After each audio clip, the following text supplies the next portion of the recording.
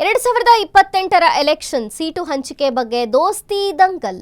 ವಿಜಯಪುರದ 4 ಕಡೆ ಜೆಡಿಎಸ್ ಸಂಭಾವ್ಯ ಅಭ್ಯರ್ಥಿಗಳು ಘೋಷಣೆಯಾಗಿದ್ದಾರೆ.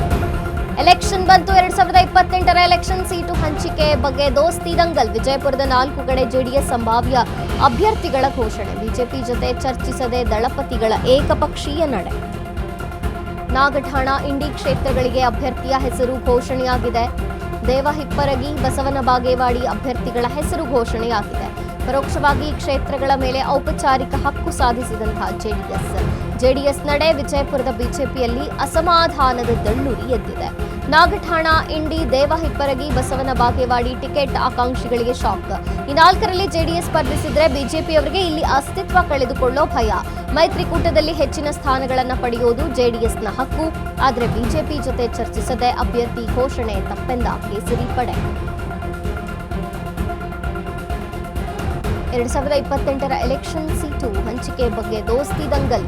ವಿಜಯಪುರದ 4 ಕಡೆ ಜೆಡಿಎಸ್ ಸಂಭಾವ್ಯ ಅಭ್ಯರ್ಥಿಗಳ ಘೋಷಣೆಯಾಗಿದೆ. ಬಿಜೆಪಿ ಜೊತೆಗೆ ಚರ್ಚಿಸದೆ ದಳಪತಿಗಳ ಏಕಪಕ್ಷೀಯ ನಡೆ ಇದಾಗಿರುವಂಥದ್ದು. ನಾಗಠಾಣ ಇಂಡಿ ಕ್ಷೇತ್ರಗಳಿಗೆ ಅಭ್ಯರ್ಥಿಯ ಹೆಸರು ಘೋಷಣೆಯಾಗುತ್ತೆ. ದೇವಹಿಪ್ಪರಗಿ, ಬಸವನ ಬಾಗೇವಾಡಿಗೆ ಅಭ್ಯರ್ಥಿಗಳ ಘೋಷಣೆಯಾಗಿರುವಂಥದ್ದು. ಪರೋಕ್ಷವಾಗಿ ಈ ಕ್ಷೇತ್ರಗಳ ಮೇಲೆ ಔಪಚಾರಿಕವಾಗಿ ಹಕ್ಕು ಸಾಧಿಸಿದೆ ಜೆಡಿಎಸ್ ನಡೆ. ವಿಜಯಪುರದ ಬಿಜೆಪಿಯಲ್ಲಿ ಅಸಮಾಧಾನದ ದಳ್ಳೂರಿ ಎದ್ದಿದೆ. ನಾಗಠಾಣ ಇಂಡಿ, ದೇವಹಿಪ್ಪರಗಿ, ಬಸವನ ಬಾಗೇವಾಡಿ ಟಿಕೆಟ್ ಆಕಾಂಕ್ಷಿಗಳಿಗೆ ಶಾಕ್. ಈ 4ರಲ್ಲಿ ಜೆಡಿಎಸ್ ಸ್ಪರ್ಧಿಸಿದ್ರೆ ಬಿಜೆಪಿಯವರಿಗೆ ಇಲ್ಲಿ ಅಸ್ತಿತ್ವ ಕಳೆದುಕೊಳ್ಳೋ ಭಯ. ಮೈತ್ರಿಕೂಟದಲ್ಲಿ ಹೆಚ್ಚಿನ ಸ್ಥಾನಗಳನ್ನು ಪಡೆಯೋದೇ ಜೆಡಿಎಸ್ನ ಹಕ್ಕು. ಆದರೆ ಬಿಜೆಪಿ ಜೊತೆಗೆ ಚರ್ಚಿಸದೆ ಅಭ್ಯರ್ಥಿ ಘೋಷಣೆ ತಪ್ಪೆಂತು ಕೇಸರಿ ಪಡೆ. ಎಲೆಕ್ಷನ್ ಮೇಲೆ ಸೀಟು ಹಂಚಿಕೆಯ ವಿಚಾರದಲ್ಲಿ ಈಗ ದೋಸ್ತಿ ದಂಗಲ್ ನಡೀತಿದೆ. ಆಲ್ಮೋಸ್ಟ್ ವಿಜಯಪುರದ 4 ಕಡೆ ಕೂಡ ಜೆಡಿಎಸ್ ಸಂಭಾವ್ಯ ಅಭ್ಯರ್ಥಿಗಳ ಘೋಷಣೆಯಾಗಿರುವಂಥದ್ದು. ಬಿಜೆಪಿಯ ಜೊತೆಗೆ ಯಾವುದೇ ಚರ್ಚೆಯನ್ನ ಮಾಡದೆ ದಳಪತಿಗಳು ಏಕಪಕ್ಷೀಯ ನಡೆಯನ್ನ ಹೆಂಗೆ ತಗೊಂಡ್ರು ಬಿಜೆಪಿಯ ಪ್ರಶ್ನೆ ಮಾಡ್ತಿದೆ. ಈಗ ನಾಗಠಾಣ ಇಂಡಿ ಕ್ಷೇತ್ರಗಳಿಗೆ ಅಭ್ಯರ್ಥಿಯ ಹೆಸರು ಘೋಷಣೆಯಾಗಿದೆ. ದೇವಹಿಪ್ಪರಗಿ, ಬಸವನ ಬಾಗೇವಾಡಿ ಅಭ್ಯರ್ಥಿಗಳ ಹೆಸರು ಘೋಷಣೆಯಾಗಿರುವಂಥದ್ದು. ಆಕಾಂಕ್ಷಿಗಳಿಗೆ ಶಾಕ್. ಈಗ ಈ 4ರಲ್ಲಿ ಜೆಡಿಎಸ್ ಸ್ಪರ್ಧನೆ ಮಾಡಿದ್ರೆ ಬಿಜೆಪಿಯವರಿಗೆ ಇಲ್ಲಿ ಅಸ್ತಿತ್ವ ಕಳೆದುಕೊಳ್ಳುವ ಭಯ ಉಂಟಾಗುತ್ತೆ. ಮೈತ್ರಿಕೂಟದಲ್ಲಿ ಹೆಚ್ಚಿನ ಸ್ಥಾನಗಳನ್ನು ಪಡೆಯೋದು ಜೆಡಿಎಸ್ನ ಹಕ್ಕು. ಆದರೆ ಬಿಜೆಪಿ ಜೊತೆ ಚರ್ಚಿಸದೆ ಅಭ್ಯರ್ಥಿ ಘೋಷಣೆ ತಪ್ಪೆಂತು ಕೇಸರಿ ಪಡೆ.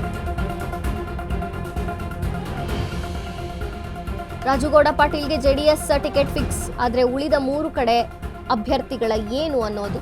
ಬಸವನ ಬಾಗೇವಾಡಿ, ಅಪ್ಪು ಗೌಡ ಮನಗೂಳಿಗೆ ಟಿಕೆಟ್ ಭರವಸೆಯನ್ನು ನೀಡಲಾಗಿದೆ. ನಾಗಠಾಣ ದೇವಾನಂದ ಚೌಹಾಣ್ಗೆ ಜೆಡಿಎಸ್ ಟಿಕೆಟ್ ಭರವಸೆಯನ್ನು ನೀಡಿದೆ. 4 ಕಡೆ ಕೂಡ ಜೆಡಿಎಸ್ ಶಾಸಕರ ಹೆಸರು ಅಭ್ಯರ್ಥಿಯಾಗುವಂಥವರ ಹೆಸರು ಘೋಷಣೆಯಾದರೆ ಬಿಜೆಪಿಯನ್ನ ಕೇಳದೆ, ಬಿಜೆಪಿಯವರೊಟ್ಟಿಗೆ ಚರ್ಚೆ ಮಾಡದೆ ಅದು ಹೇಗೆ ನೀವು ಏಕಪಕ್ಷೀಯವಾಗಿ ಈ ನಡೆಯನ್ನ ಸಾಧಿಸಿದ್ರಿ, ಹೇಗೆ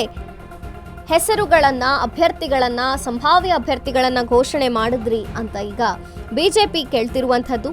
ಬಿಜೆಪಿಯವರು ಇಲ್ಲಿ ಅಸ್ತಿತ್ವವನ್ನೇ ಕಳೆದುಕೊಳ್ಳಬೇಕಾಗತ್ತೆ. ಯಾಕಂದ್ರೆ 4ರಲ್ಲೂ ಕೂಡ ಜೆಡಿಎಸ್ ಸ್ಪರ್ಧೆ ಮಾಡಿದ್ರೆ ಬಿಜೆಪಿಯವರಿಗೆ ಅಸ್ತಿತ್ವ ಕಳೆದುಕೊಳ್ಳುವಂತಹ ಭಯ ಇದೆ. ಮೈತ್ರಿಕೂಟದಲ್ಲಿ ಹೆಚ್ಚಿನ ಸ್ಥಾನಗಳನ್ನ ಪಡೆಯೋದು ಜೆಡಿಎಸ್ನ ಹಕ್ಕು. ಆದ್ರೆ ಬಿಜೆಪಿ ಜೊತೆಗೆ ಚರ್ಚೆನೇ ಮಾಡಿಲ್ಲ.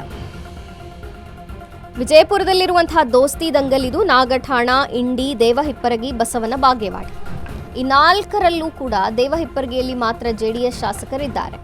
ಹೀಗಾಗಿ ರಾಜುಗೌಡ ಪಾಟೀಲ್ಗೆ ಅಲ್ಲಿ ಜೆಡಿಎಸ್ ಟಿಕೆಟ್ ಫಿಕ್ಸ್ ಅನ್ನುವಂಥದ್ದು. ಉಳಿದ 3 ಕಡೆ ಅಪರಾಜಿತ ಅಭ್ಯರ್ಥಿಗಳಿಗೆ ಜೆಡಿಎಸ್ ಮಣೆ ಹಾಕಿದೆ. ಬಸವನ ಬಾಗೇವಾಡಿ, ಅಪ್ಪುಗೌಡ ಮನಗೂಳಿಗೆ ಟಿಕೆಟ್ ಭರವಸೆಯನ್ನು ನೀಡಲಾಗಿದೆ. ನಾಗಠಾಣ ದೇವಾನಂದ ಚೌಹಾಣ್ಗೆ ಜೆಡಿಎಸ್ ಟಿಕೆಟ್ ಭರವಸೆಯನ್ನು ನೀಡಿರುವಂಥದ್ದು. ಇಂಡಿಯ ಬಿಡಿ ಪಾಟೀಲ್ಗೂ ಕೂಡ ಜೆಡಿಎಸ್ ಟಿಕೆಟ್ ಭರವಸೆಯನ್ನು ನೀಡಿದೆ. 4 ಕಡೆ ಜೆಡಿಎಸ್ ಸ್ಪರ್ಧೆ ಮಾಡೋದಾದ್ರೆ ಬಿಜೆಪಿ ಅಸ್ತಿತ್ವವನ್ನ ಕಳೆದುಕೊಳ್ಳಬೇಕಾಗತ್ತೆ.